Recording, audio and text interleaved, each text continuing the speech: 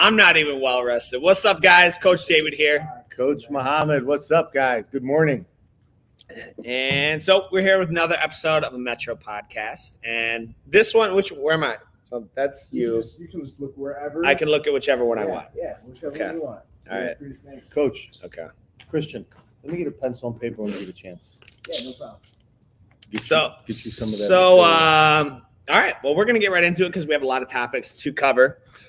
Where's our timestamp on that, Coach? So if you look at the top left, little red, want me to read it to you? The little red one that says 51. like, Okay, 51. cool, Yep. got it. So Got it. we talked about this past weekend, and we've talked about this at different events we went to. We talked about life score. Yeah. And if, for those that, can you explain life score for those who don't know what that is? I mean, it's like a rating. A life score is like a rating. Like, what would you rate yourself on a scale from 1 to 10, or what would you give a coach?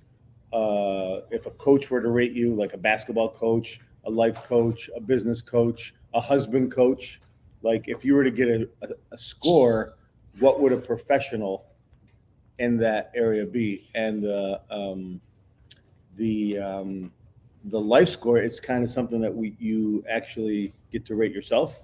Yeah. Okay. Yep. So what are the fields? What are some of the fields? So, that might be, it might vary from person to person, but I think the first one is like in no particular order. No particular. Yeah. So your health. Yep. Your career, your professional career. Coach Christian, this thing that got knocked out, TKO on that. So yeah. So yeah. Health, your career, your relationships. Yep. Yeah. Absolutely. What else? There's financial, and then there's professional career, right? Because you can be financially well off, Yeah. and hate your job. Yeah. I guess that would go more into mental health. Your mental health one. Mental health is one. You could go into your friends, your fun, your hobbies. Yeah. You could obviously fitness. There's relationship with kids, relationships with awesome, cool. Thanks, man. Relationships with kids. Yeah. All of those things. So, what is your feel comfortable sharing? He didn't see this question. I threw this on him at the end. What's your highest and lowest rating of those? If you factor in all those categories, personally, I would give myself about a C.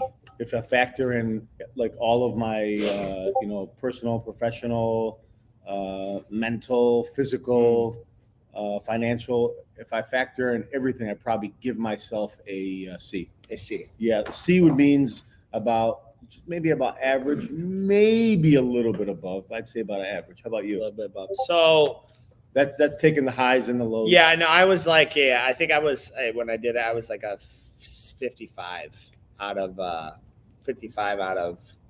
100. 100. Yeah. So about the same. So it's failing.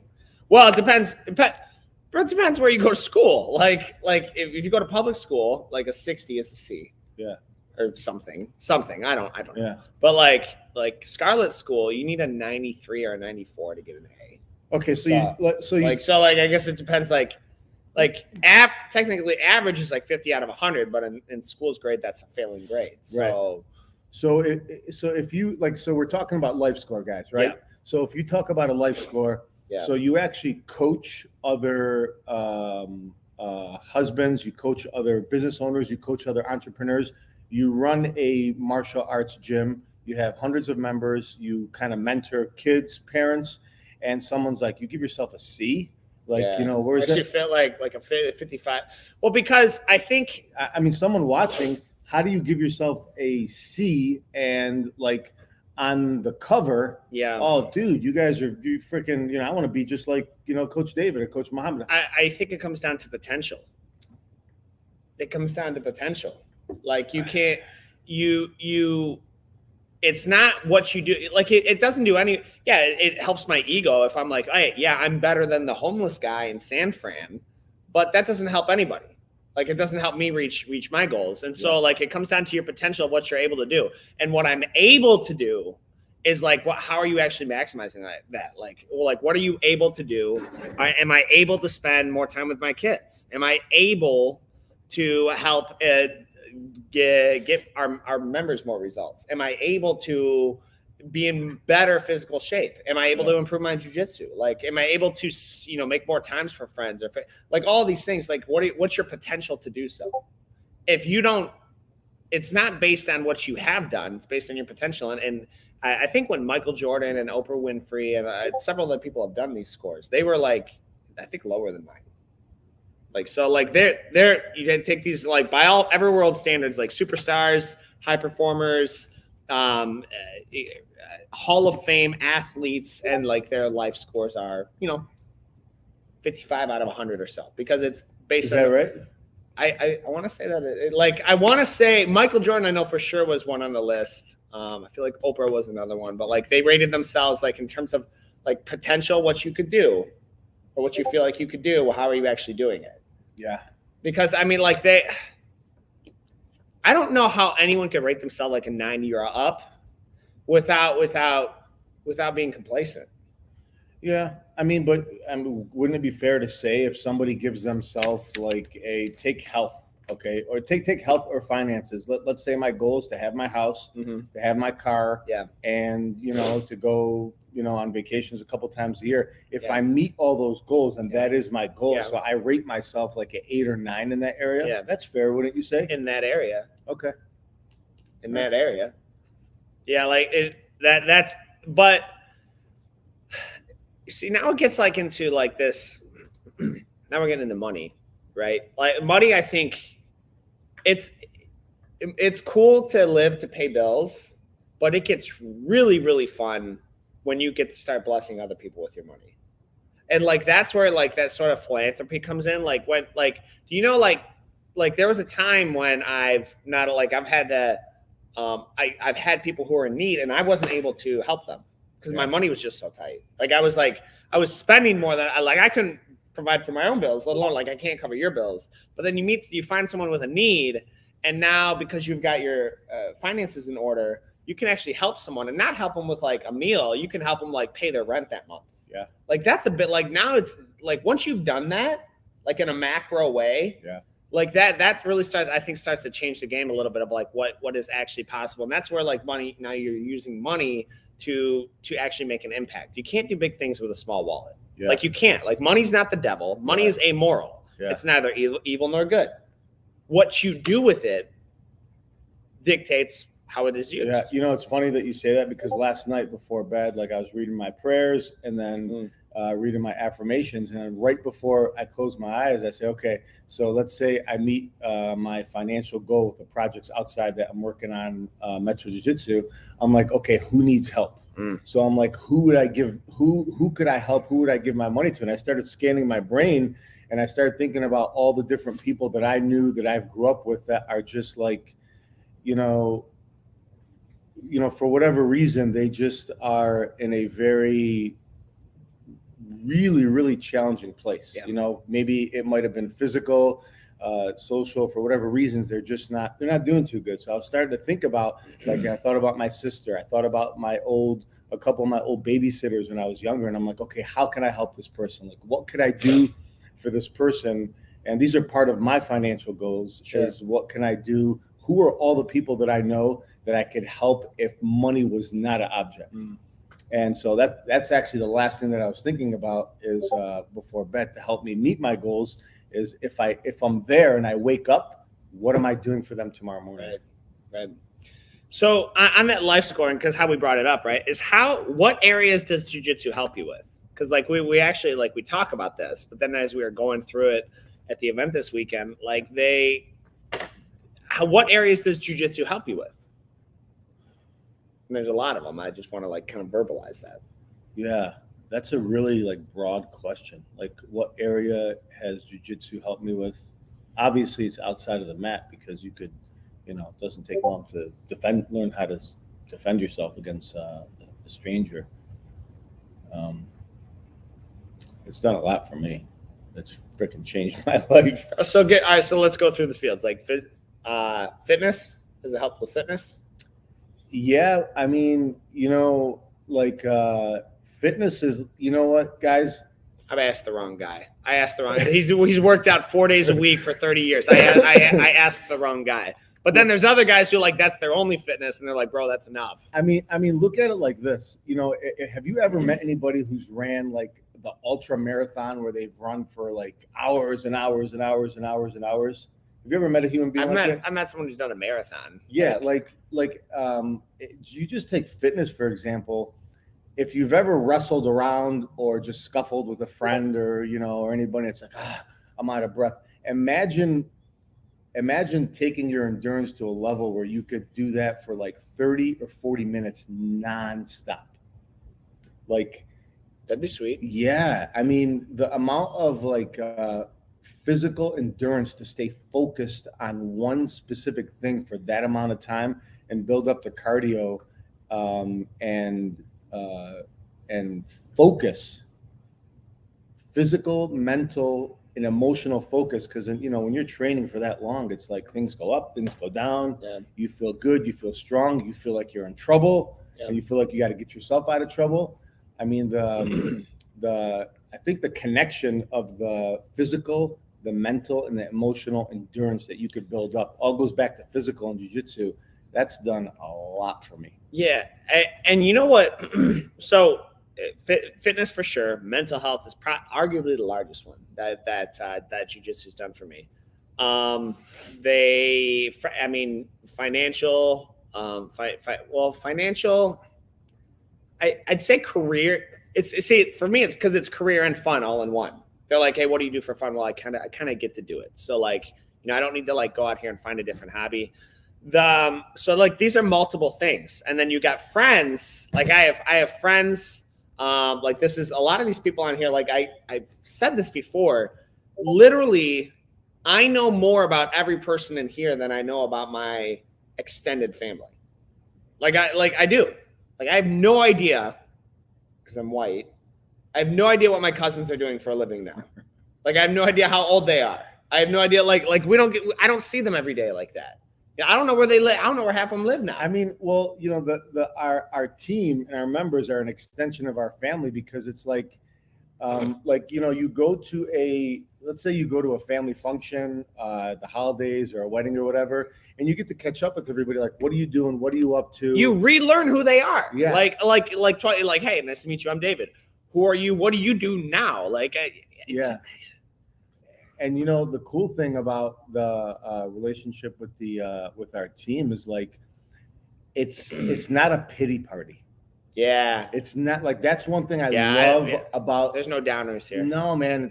Like you can't come to jiu-jitsu and be a victim. You got to come to jiu-jitsu and say, I have work to do. And I'm not going to end well if you do. That's for sure. No. And you know, that's a cool thing about this, you're coming here and it's basically about, I'm coming to get better. Yeah. I'm coming to improve. I'm coming to feel better, to get better, to look better. And it's like an unspoken rule, like no whining allowed. Like it's not on the rule chart, but it should be like no whining. Yeah. Like just no whining. Like hey, what's up, man? How you been? Like I've literally when when Scarlett was in the NICU, right? Like she had lost her sister. She was in the NICU.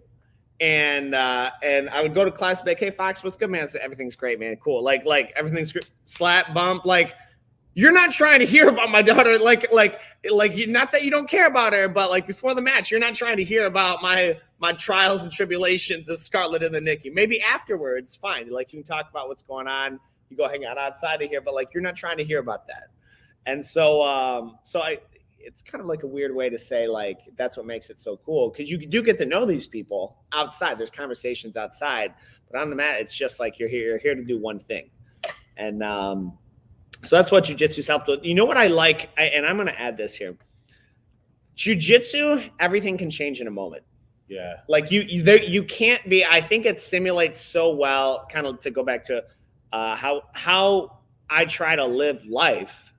Like, everything could change in a moment. Like, you could get the takedown and be on top, and within 4 seconds, you could be fighting for your life defending a heel hook. Like that can, like, it can go from being really great to really poor. Or you could be on bottom and reverse the guy, and now you're on top. Like, in an instant, that quickly. Yeah. If you know what you're doing. And so that whole, like, never giving up mindset, of like just things change and Yeah. things change quick. And you know what? Like we were talking to some of our kids and our adults, and if you fall down, you get back up. All right. If you get tapped out, you start again, and you're constantly practicing the art of resilience. I'm going to try again. I'm going to do it again. Absolutely. It's not working. I'm going to try to solve the problem again. I mean, you're constantly problem solving, and you know, when you get out there into your job or into your personal life, you know, we all have problems. Yeah. And they don't go away. And you know, jiu-jitsu really helps you get you into a mindset of problem solving, because the second you walk outside your house or wherever you're at, you're having problems all day long, and you practice problem solving and dealing with things not going your way. And I think that's one of the major benefits of jiu-jitsu is you shift your mind into being a problem solver versus a problem identifier. Yeah. Yeah. Or a problem. Yeah. Yeah, I agree with that. So next question is, how has your jiu-jitsu changed over the years? Like the physical jiu-jitsu? Yeah, like you're actually like how you train, what you do. Mine has changed a lot. Yeah, mine, I've definitely made a shift. Has yours changed? Yeah, for sure. Yep. Yeah. Well, I mean, I know for you, years ago, it was like you were pulling guard. Always. Yeah. Yeah, you were pulling guard. Now No, it's there was no takedown. No takedown attempt whatsoever. Yeah. Now you're like, let's stand up. Let's stand up. I'm gonna take you down. I'm gonna trip you. I'm gonna get a single or a double. Yeah. I mean that's one area. Like I used to play a lot more from the bottom. I still do, but I used to attack feet a lot more, like straight ankles. Now I try to attack more from the top, like head arms. Yeah. Darces. I really fallen in love with the Kimura, so shoulder lock. So like that's and I think it's because I've had to. Like I've really had to. We get such big bodies here. Like that. Like I think it was on the BJJ Fanatics group. I was talking. Like we practically opened up in wrestling country. Like a good portion of people come here wrestled at some point in their life, and they're just big corn-fed American men. Like they're just like jacked, right? And you got the best way. A lot of gas. The best way for me to sort of control them is with that Kimura. Like that Kimura is a power move. Like it's a power move to steer and guide a human who's that much larger than me. So like even if I don't get the submission, a lot of times I don't. I can either A, move them, or B, move myself around it. So that's mine's changed almost night and day. I went from like loving the gi, pulling guard, to I really don't prefer the gi now. I prefer no gi, doing stand up and head arm stuff. Yeah, I think I've went from like my strategy for the first few years in jiu-jitsu is probably like to get on takedown, get on top, smash, pass, and now it's like, and we make a good team, because it's like now that you like to play top, it's like, okay, I'm gonna pull guard and try to sweep you and earn my way to get on top. Yeah. And your goal is to actually get that takedown, pass the guard, and get on top. So it's like, you know, that's a perfect perfect mix. But you know, in my opinion, honestly, unless you're trying to submit from the bottom, the burden is on you. If you want to get on top, one way to earn it is a takedown. Right? Yeah. That's one way. Another way to earn it, which is big in IBJJF because everybody pulls guard, is to try to say, okay, my jiu-jitsu is based on my ability to say, okay, I'm going to start down on my butt. Let me see if I can get on top without you taking the takedowns out of it. Because you could do takedowns. You could be a world-class wrestler. You could be, amazing at judo.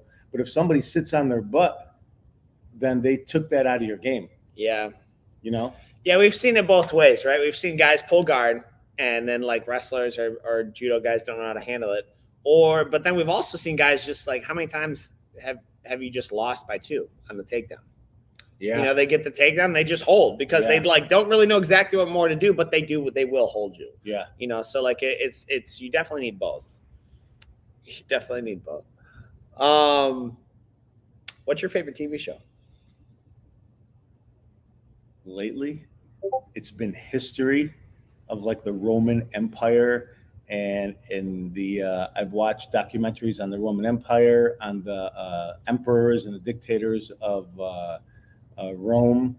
I've watched history on slavery, on the history of this country, and world history. So I wouldn't say TV show. Lately, I'm Like a History Channel documentary? yeah. Lately, I've been really I've been watching those. They're very, very interesting.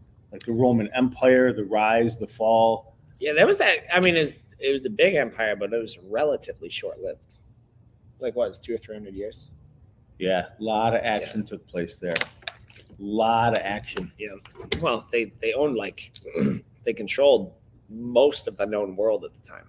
Yeah, well, the way they asserted power and like the way they rose to power was basically by they went out, they conquered land, and said, "Hey, my army is big enough, or my influence is big enough to expand the Roman Empire." They come back to Rome, they become emperor, and eventually it turned to a dictatorship.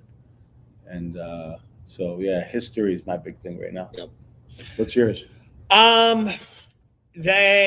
Like a television show. I don't really watch a whole lot. Amanda and I watch like our kind of wind down thing is we'll just rewatch Friends and or Saved by the Bell. Those are really good. You still watch Saved by the Bell? Well, I never grew up on it, so I've never seen I'm kind of like watching Saved by the Bell for the first time a lot of times. Saved by the Bell. That's odd. Did you know Screech and Saved by the Bell is a Taekwondo black belt?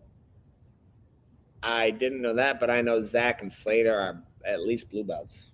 In Jiu-Jitsu? Mm-hmm. Today? Mm-hmm. Oh, aren't they like 40-some years old? 50 years old? So, I mean, whatever. They started late, but they both train.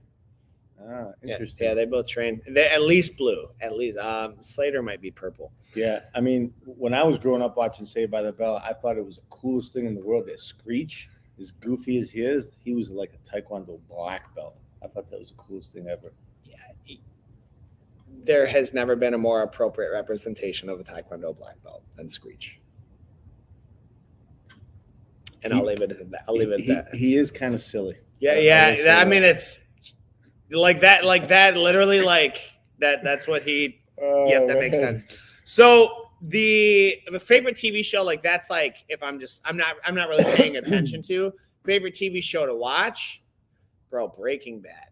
Breaking Bad is like that's a gang. I can't watch it like too many times, like because it's just a downer. Like the whole story is just a tragedy.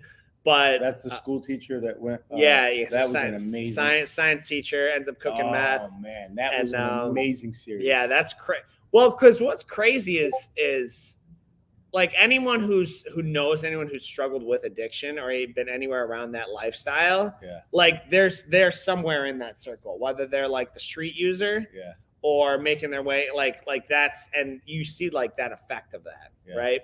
And you know what's a really, really well written and directed series I just finished is Ozark. I've heard about that one. Oh man, that is it talk done? About gangster? Is it done or are they coming out with more? Because I don't like to I don't like to watch stuff. No, I don't know if it's done, but they just released the fourth season. Ozark, you gotta watch. Yeah, I love like mafia, gangster. I've watched all of the narco series. Have you seen Peaky Blinders? That was good too. I've only ever heard. I know what that movie. I've seen like a episode. Yeah, but I would like. It seems like Peaky Blinders is a good one. You got to watch Ozark. Yeah, someone says if you like Breaking Bad, you'll like Ozarks and Better Call Saul. I watched a little bit of Better Call Saul. Yeah, that was like a spinoff. I think. Yeah, it was definitely a spinoff. I watched a little bit of it. That attorney is so annoying. He makes me sick. It's like what? Yeah. I don't mind his personality. It just wouldn't work. Yeah. Like that's not how. Like that wouldn't work with you. You know. That just wouldn't work. So Ozark, okay. Ozark's a gangster one. You know, it's another one is, and it's pretty long now. Is Blacklist. I've never even heard of it. Where are these all on? Like, I don't. Blacklist is on. I believe it's on Netflix, and you might have to get it like on CBS. Blacklist is it's another very witty. The personalities, the actors, the Blacklist is another really good one. Okay. Yeah. I will have to see, because I got this narrow window, right? I've got this narrow window. Like, when Amanda and I are out, there's zero chance. She'll watch Breaking Bad with me, but like, there's zero chance I'm just gonna put. It's tough. This is a weird thing, because getting her to try, she doesn't want to try something new. Yeah. She wants to try something familiar. So getting her to try anything new movie, new whatever. Well, I don't know. I like what I know. So I like these certain movies. So if I'm like, hey, let's watch Ozark, she's gonna be really hesitant to it. Yeah. And then, but if I just have to get her hooked on it, like, it's got to be good. Yeah. Then she'll watch it. She'll fall in love with it. That's what happened with Friends. She'd never seen Friends, and I got her hooked on it. So, but if you miss and you start like, what did we start watching? It was just garbage. How I Met Your Mother. Like, I started watching, like, we got like 3 episodes in, and we're both like, this show sucks. And everyone said it was the bomb. They're like, oh, it's amazing. It's so funny. And so now she's like even more hesitant to like get on something like that. So I got like this narrow window from when she falls asleep to like start a new show. And it ends up being about 20 minutes. So I got 20 minutes to like start a new show. Oh, I binge watched. Yeah, I'm not going to. You know, it was a little disappointment, and I hate to bring this up, especially with you, Cobra Kai. It's a disappointment. Well, the last season of Cobra Kai, it was like, okay, I think they're running out of like, I think they're running out of. Bro, it was High School Musical in season 2. No, man, season 2 was good. No, it was High School Musical in season. Like, the whole like school fight scene, and then where like they push the kid off the stairwell and he falls slow-mo. I was like, this is just that it has left the realm of what it intended to be. It has left the realm of what it intended to be. And so like, I couldn't keep interest. Not to mention, I think we talked about that. I don't like anyone in that show. Man. I don't like Johnny. I don't like Danny. I don't like the 2 kids. I don't like their girlfriends. I don't like there's not one. I don't like Kreese. I don't like one person in that show. I really don't even like to talk about this with you, because it's like you just don't have an appreciation of the original Karate Kid. And that's a problem. If you can't appreciate the Karate Kid shaped martial arts like 30 years ago. The Karate Kid had zero effect on Jiu-Jitsu in this country. It got a lot of people like into karate, which I think I'm not going to argue with you, but if it wasn't for the Karate Kid, I probably wouldn't be sitting here today. Well, then I'm thankful for the Karate Kid. Then like that, then I'm thankful for that. I mean, the Karate Kid gave people a hope someday you could find a Mr. Miyagi, and you could stop the bullying, and you can go find a school. You want to know what the Karate Kid? Here's my problem with the Karate Kid, and I saw this online the other day. 100%. Danny, that's the Cobra Kai kid, right? Daniel LaRusso. Oh no, the other one. Who's Johnny? Johnny was he trained martial arts his entire life. Yeah.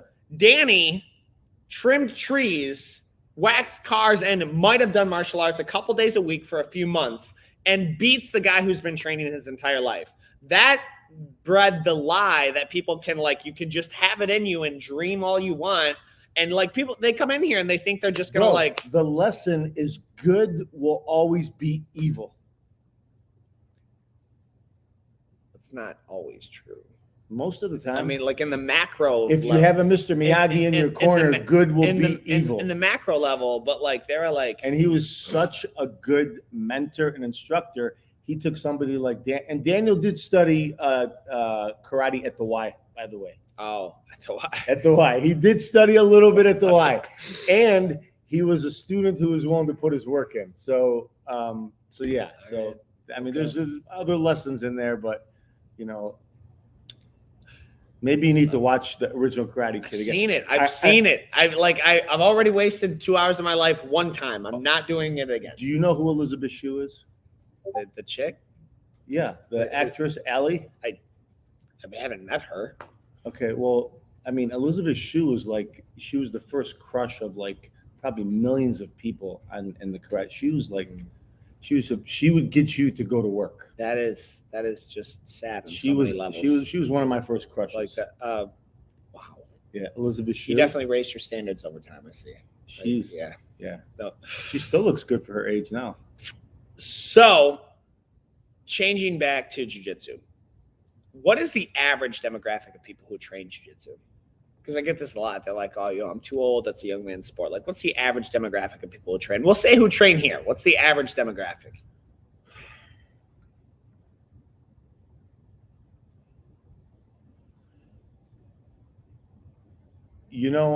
I don't think it's as much, like statistically. I think I read something not long ago that like the average age of a black belt is like in the 30s, like in the 30s or 40s. I'll guarantee it. Yeah, the average age of the black belt. Of when they earn it? Yeah, when they earn it. Yeah, something like that. Yeah, okay. Yeah, I believe that. But like I would argue to say that the demographic of people who train jiu-jitsu are thinkers, smart people, and people who are like genuinely have a inner desire to get better at something. And I think that demographic doesn't necessarily open up to like, okay, it's 18 to 30, it's male, it's female. Obviously there's more males inside the sport, but from my experience, like, I don't know if Mark is on here. Mark is in his like 50s and he got 200 classes last year. Yeah, you got a lot. Yeah. And I was talking to Mark last night. He's one of our members. His goal is like 90 classes in 100 days. 100 classes in 100 days. He told me that last night. 100 classes in 100 days. Yeah. So yeah, Mark is in his 50s, but it's not necessarily his age. It's the mental, like it's a mental resilience, mental goal setting or expectations that you have of what you can or you cannot do. Yeah. Yeah. I don't know all of that's true. But when you look around the mat, like it's not 19-year-olds in here. No. There are, of course, 19-year-olds and 15 and 16-year-olds and 21-year-olds. But like the macro, I would say it's late 20s, like 28, 29, up to like 50, like up to like 20, like 29, 30 to like 47, like is the average. Yeah. And so like, and that, like, that's what most people sell themselves short. They're like, oh, I'm way too, like I'm way too, what people don't understand is they just see the highlight reels. Yeah. And they think it's got to be like every match they do has to be Nicky Rod versus Craig Jones. Like, it's like you can absolutely control the gas pedal and be like, hey, like, I'm going to not do matches. Like for the first couple weeks, I'm going to like wait, control it. Like I'm going to go a little slow like that. It's completely up to you. And most people don't even know who Nicky Rod or Craig Jones is. Like, they see UFC. They see UFC and they expect it to go hard. Like it's going to be like an actual fight. Yeah, it's nothing like. Or that. they look at high school wrestlers and they think it's going to be that intensity. Yeah. And it just looks different when it's it just looks different for the 30 and 40-year-olds. Like that's the average people who train, and those are the ones because I think they've lived enough of life to like they don't really make impulsive decisions as much. And they've calculated it out and they said, all right, I'm going to make time because this is important for my life score. I'm going to make time for this because it's important. And I'm going to train on these 2 days. And I'm going to come in, I'm going to do my job. I'm going to leave right after. That's most of what they do. Like they're intentional with their training.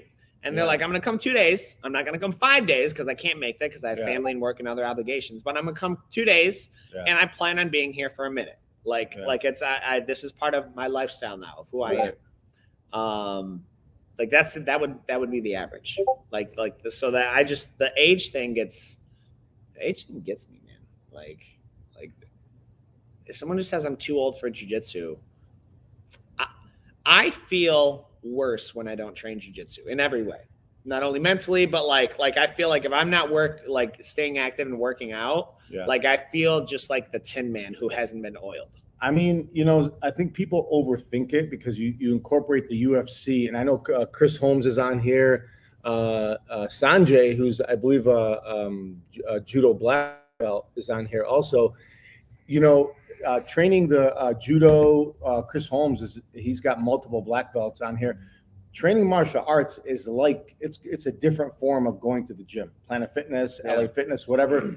Doing jiu-jitsu is basically your workout of choice. It obviously touches a lot of different workout. It's social club. It's therapy. Yeah, it's it's multiple things at once. Yeah, and a good workout, a good gym membership, or wherever you're working out, is basically the same. It's got to what do they call it? Check a lot of boxes. It's got to check a lot of boxes, And I think that that is what most people fail to. They you got to take UFC out of it, but that's what jiu-jitsu does. It checks so many boxes, gets you into shape, gets you feeling better.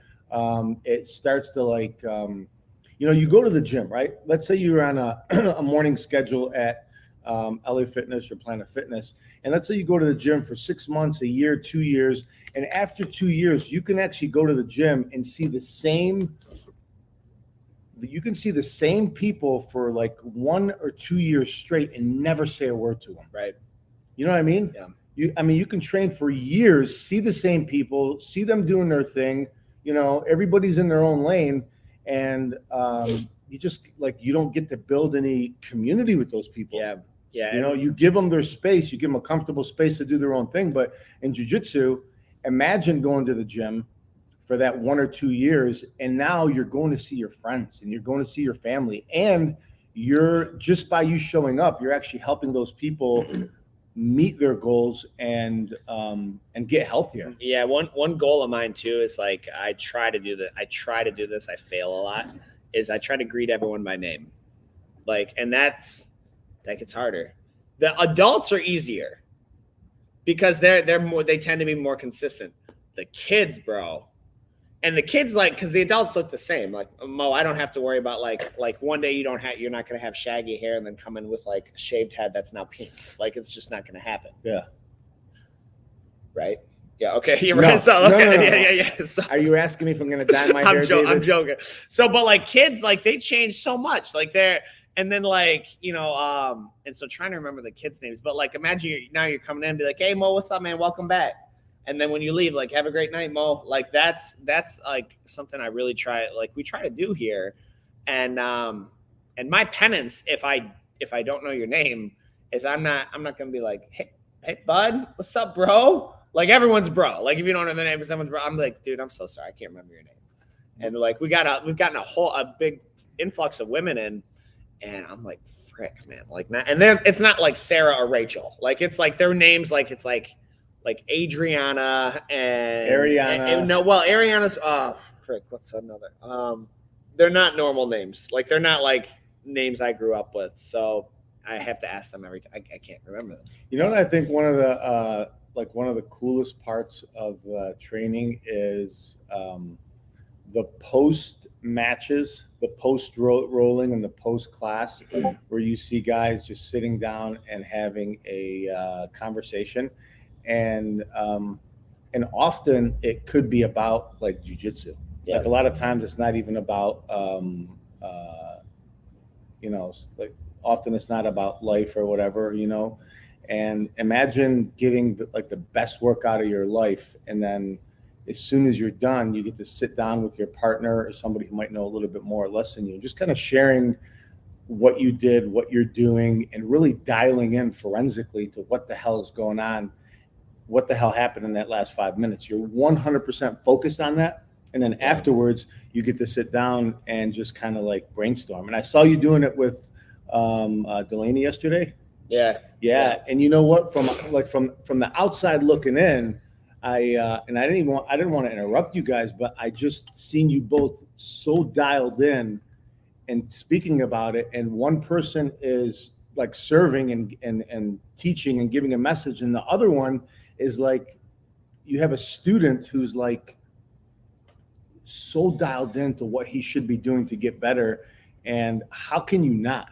Well, if you have a student that is so committed to learning, and that happens like every day, man. we look at I use the phrase like risk versus reward and the cost, right? So if we're talking about the cost of something, like if I'm teaching you a math problem, like, hey, I need you to listen to this math problem, or anatomy, we're going to talk about anatomy. You're like, why the hell I need to know about anatomy? Like, well, how does this actually like apply this to my real world life right now? After I just strangled you and you damn near went unconscious, and you ask me, hey, how do I stop that? Guess who's going to be paying real close attention of how not to get strangled unconscious again? You are. Yeah. And so that's going to matter to you. So you're like, okay, I don't want to get choked out. I don't want to get joint locked again. I don't want to like get thrown hard and hip tossed heavy with you landing on like, I need to know the answer to this problem. How do I stop that? I'm listening now, because like you just experienced what happens if you don't listen.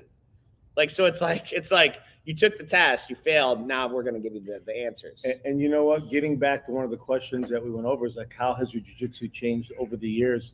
I believe I'm more of a student today after 15 years of consistent training than I ever have been. Yeah. I believe technically we talked about how you approach the game, but I believe I'm more of a student now of learning than I ever have been. And that's a good place to be in. Yeah, I will say,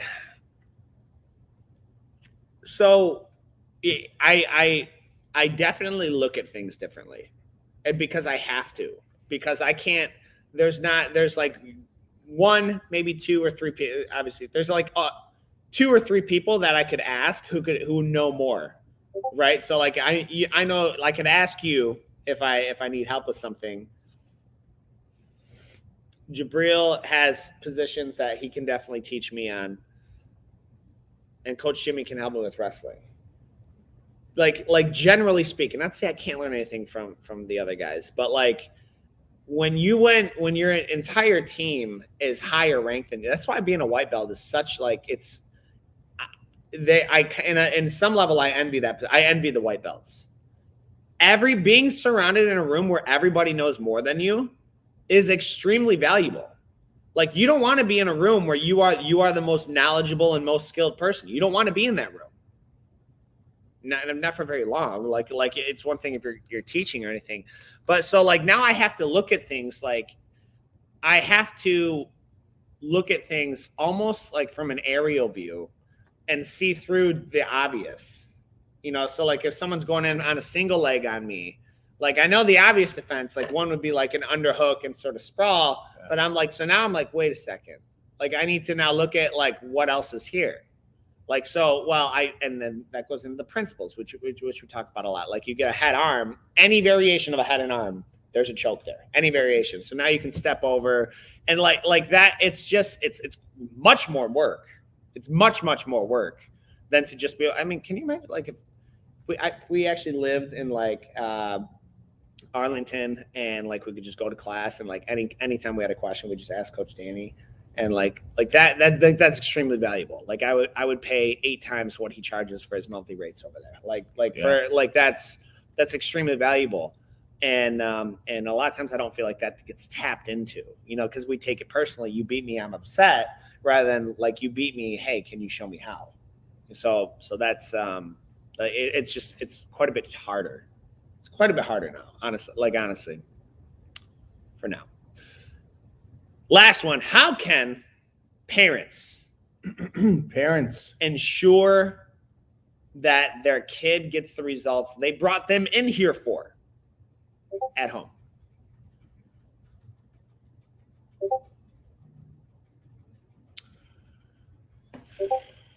That's an easy one. Like, why would you put your kids in? Why did you put your kids in the activity? It's different for each parent. Yeah, it is. And that's a question that you have to remember why you started why you enrolled your kid in the program. I mean, that is probably the most important thing. Like if you want to do soccer or you want to do football or hockey or baseball or karate, parents, if you want to get the results at home, you got to remember why you enrolled your kids in the program. Yeah. And it's, I would say the easiest thing to get for parents is like physical skill. The kids are always going to get better. Yeah. And, I've been talking to some parents about this lately, and after like really dialing into our kids program over the last few years, I've come to the realization that there's one thing that has followed very, very successful kids at that specific sport in every sport. And I've coached going back over 30 years. If the kids enjoy what they do, then they really become sponges. Yeah. If the kids have their own space, mom and dad do not mix what they're, you got to get better. You got to, if there's no outside pressure from mom and dad and kids enjoy it, they get like, you want to talk about like, whoa, this kid is a natural, this kid is athletic, all that good stuff happens. So I think to ensure positive results at home, you got to get them their space and understand why in the heck did you initially walk into a jiu-jitsu academy to enroll your son or daughter? Yeah. It's just, I don't think they'll understand. I don't think parents will fully understand. Some of them are coming to train, but the hammer method, never been a fan of. Never been a fan of the hammer method. It's also, it's easy for parents they're paying a membership here. Mm-hmm. And so it's easy for them to have the consumer mindset of, oh, I'm paying this, I deserve this. So like, well, okay, awesome. But you're not ordering confidence shipped 2-day prime from Amazon to be delivered into your kid's nervous system. Like, that's not how this works. So you're dealing with a human being, you're dealing with a child, and then our coaches are dealing with your child who has a background, some of which are very traumatic, some of which are very impactful. And it has been going on for a very long time. All of them have had the past 2 years. It's been a complete shitstorm. And so you're dealing with this. And now you're coming in and if you don't get the results when you think you should get the results, it's very easy to say, my kid's not getting better. Well, okay, awesome. I know my coach is doing their job. Now, are there some days where we could do better? Yeah, absolutely. 100%. You know what? If you want to, I'm going to tell you something that makes me want to puke. Imagine enrolling your son or daughter in soccer. That'll be the easiest one, okay? And telling the coach of the soccer team, okay, who's I love soccer. My son's played it for many years, done travel or whatever. But imagine telling him, if my son doesn't score a goal, I'm pulling him out and taking him to another team.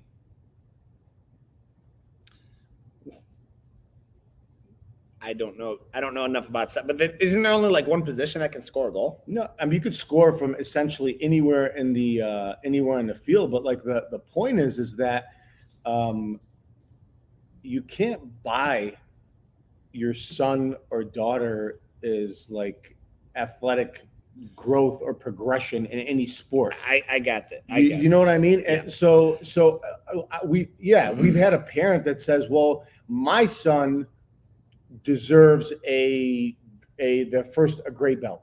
Bro, yeah, that dude literally pulled his son out at promotions, not after. Day of, said, come on, you didn't get enough stripes. Meanwhile, dad doesn't train. Went to another gym where the standard is lower, and they gave him stripes, I think, that week. And you know what? That's equivalent. So, the point is that you gotta, wherever you're taking your son or daughter, and how can you ensure positive results? That goes back to the question, is that if your son or daughter is in school, you can't demand that he gets an A. He's got to put the work in. He's got to put the work in. The school system has a curriculum that needs to be followed. And if you want to get an A, there's your outline of what you need to do to get an A or you need to do to get past. You know, if mom or dad goes in there and says, you know what, I want him he deserves to get an A because I think he does, not because of the curriculum that you set up. Yeah. And the same goes for ensuring positive results to say, hey, look, coaches, curriculum in school have set a criteria of what your son or daughter needs to do to get positive results. That's what you have to do to get results. You can't go in and like say my son or daughter deserves this. That's like going in and saying my son deserves a raise if he works for you. Yes, I mean simply put, it's bullshit. Simply put, we are not contractors. You do not get to contract out your parenting to us.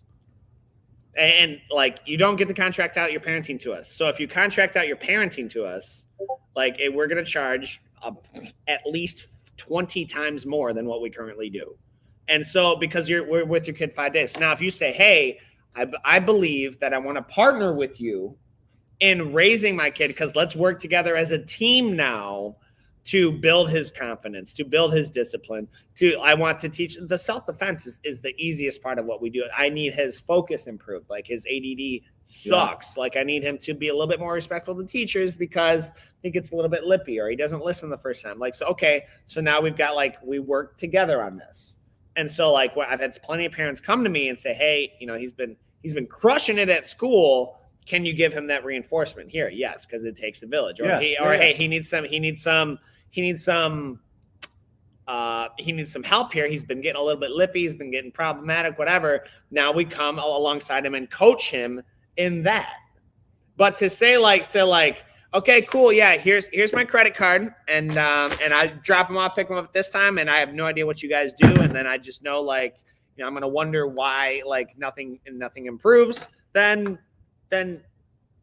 frankly, you probably wouldn't be accepted. Honestly, after because there's a whole application process to even get on the team now because our reputation is too great. Our reputation is I don't need a parent bringing a kid in who is not involved in their kid's life, who doesn't want to parent with us, who doesn't want to impact their kids and work with their kids off the mat about what we're teaching here. And then when they don't get the results that they expected, then they leave us a nasty review. I'd go somewhere else.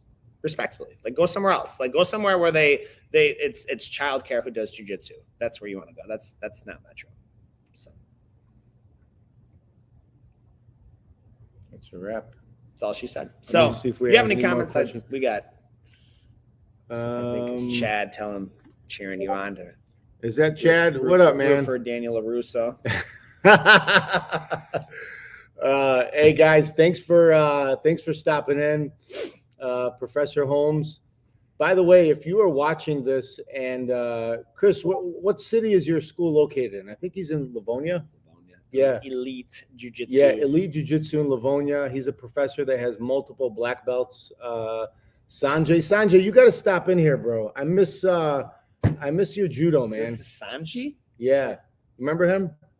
Oh, Sanjoy. Sanjay. I was thinking this was Sabero. I was like, Sanji's watching our podcast? Yeah, Sanji is a judo. That's what's up. Judo master. So, guys, thank you so much for popping in. Appreciate your feedback. So, just a few announcements. Let's say, as you see in the comments, we're launching our little Pandas program. We're very brave about this. We're doing 3 and 4 year olds, $99 a month. Okay, obviously, anyone who knows us, we don't do monthly stuff. So it's you're committing for a year. It's $99 a month. We're doing the pre-reg right now. Save their spot. Uniforms are included in that, and that's 3 and 4 year olds. It's a hard 3. So don't call me up and say, hey, yo, my child's 2.5. I'm gonna say keep him home for 6 months because that's 3 is a hard 3. And so we're launching that, and then our parents night out. Let me hand me one of those guns, Professor. Yeah. I am so stoked. The kid in me is so stoked about this one. Parents Night Out, NERF War Edition, February 19th. So 6 to 10 p.m.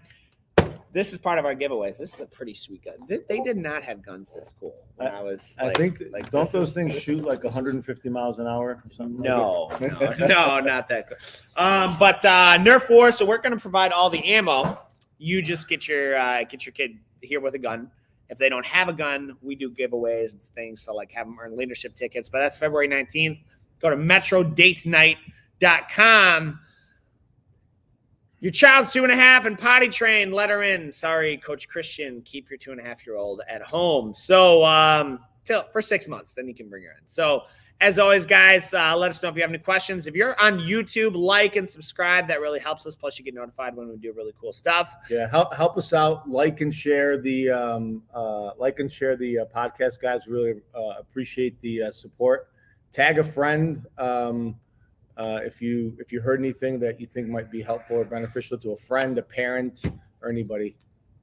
As always, guys, we'll see you On the mats.